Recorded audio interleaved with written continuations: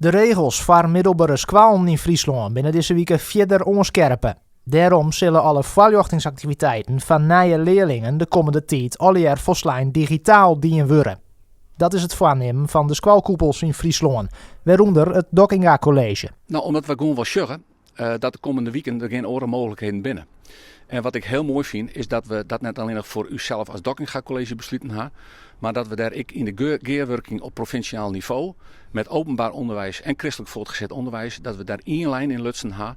En dat we al je zijn hebben van open dagen, doedagen, we gaan dat digitaal invullen. Dus wat dat betreft loeken we daar al je gezamenlijk in op. En dat is een groot pluspunt.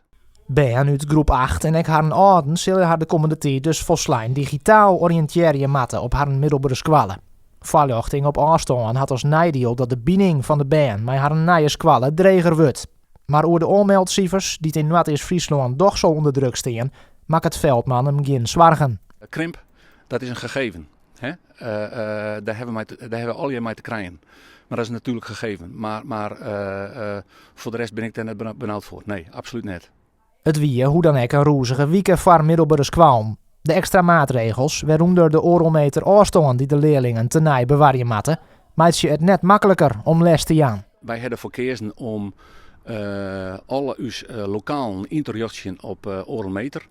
En dat betekent soms ook dat sommige klassen daar net in passen. Dus dat we uitwijken naar grotere ruimtes. En daar maar in feite dat we toch voldoen onder oorlmeter. Daarnaast hebben wij zijn van wij willen voorkomen dat er zo weinig mogelijk beweging in uw school is. Dus wij hebben besloten om de kantine te sluiten.